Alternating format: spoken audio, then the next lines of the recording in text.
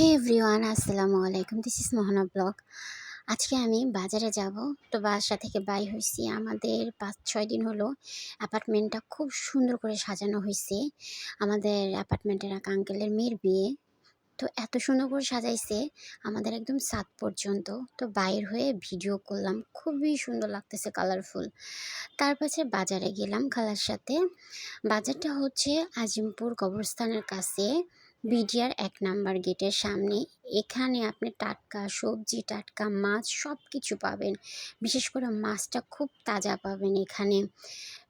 বাজারটা বসে হচ্ছে বিকাল ৫টা থেকে রাত ১১টা পর্যন্ত বাজারটা থাকে। তো আপনি এখানে মুরগি-টুরগি সবই পাবেন। বললাম তো, সব কিছু এখানে টাটকা পেয়ে যাবেন। তো মাছ নিলাম, শোল মাছ, মিনি মাছ, তারপরে গুঁড়া চিংড়ি মাছ, তারপরে এখান থেকে সবজি নিলাম, মূলা, টমাটো, কাঁচা টমাটো, তারপরে শাক, কালি শাক নিয়ে পরের দিন সকালবেলায় শাকগুলা কেটে কুটে রেখে মাছ সব কেটে রেখে দিছি। তারপরে হচ্ছে এখানে মটর যে শাকটা পাওয়া যায়, সেই শাকটা চিংড়ি মাছ দিয়ে আর ছোট আলু দিয়ে মজা করে ভাজি করছি। খুবই সুস্বাদু খেতে এই শাকটা। তারপরে হচ্ছে বেগুন ভাজি করছি। তারপরে ওপর দিয়ে আমি তিল দিছি। তিলটা শরীরের জন্য খুবই উপকারী, খাওয়ার চেষ্টা করবেন। কোরিয়ানরা, চায়নারা খুবই তিল খায়। তারপরে আমি শোল মাছ রান্না করব ওল দিয়ে।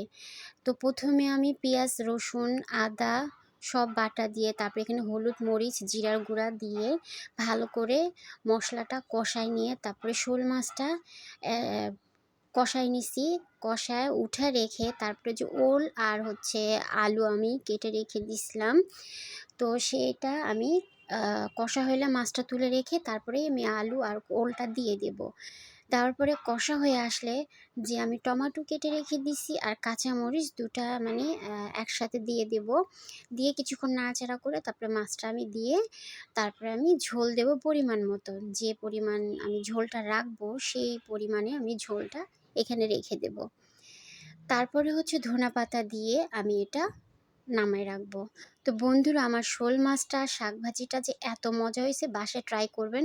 নেক্সট কোনো ব্লগে দেখাবে। আল্লাহ হাফেজ।